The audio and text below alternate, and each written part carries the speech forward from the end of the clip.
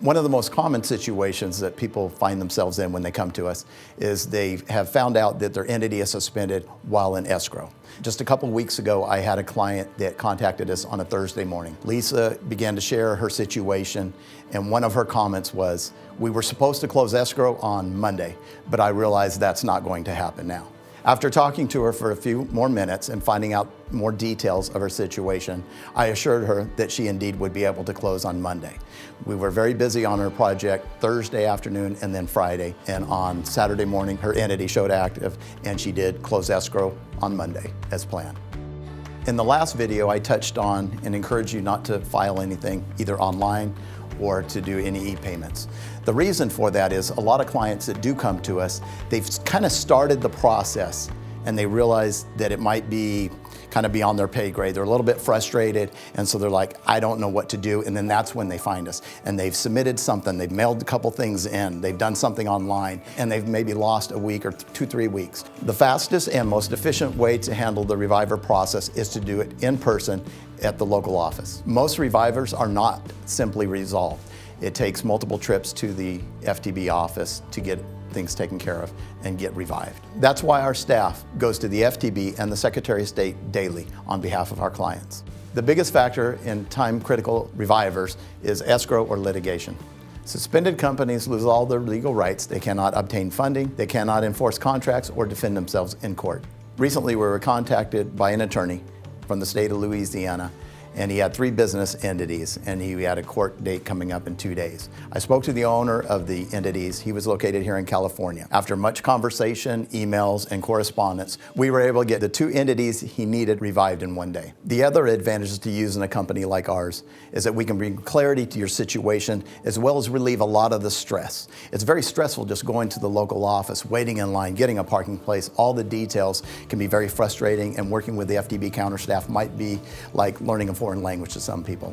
We actually had a client last year that recognized the value of our services and what we could bring to the table. So he had 2 business entities. It was 2 brothers. Well, David, one of the business owners, flew up from LA in order to get this resolved. And so we had, after much correspondence on Friday and Saturday, he flew up Monday morning, met at our office, and we spent about half the day together getting his entities revived, going back and forth from the bank to the FTB, and he was ready to do business on Tuesday in court.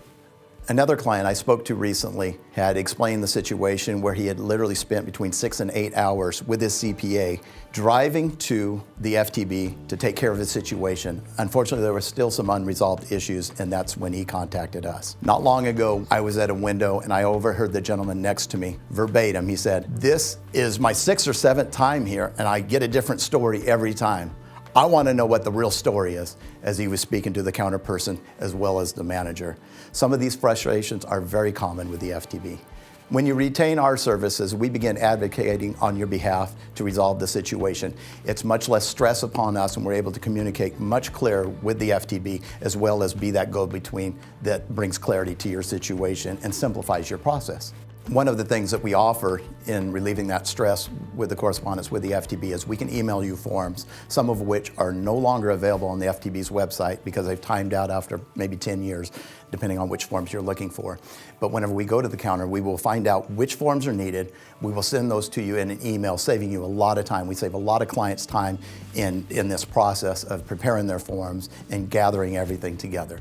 Each of our packages comes with a service guarantee. If your entity becomes suspended after we revive it, we will go back to the FTB for no additional charge on your behalf. So whether you have a suspended corporation, nonprofit corporation, limited liability company, whether you're around the corner or somewhere else in the world, we can get your entity back into good standing with the California Secretary of State and Franchise Tax Board. Here are the next 3 steps. The first being choosing the correct package. Look at that on our site and you will see the differences between them. And the most important variable in choosing the correct package is going to be the desired timing for your situation. After reviewing the packages, if you're still not sure which would apply in your situation, please book the phone consultation and we can discuss your options at that time.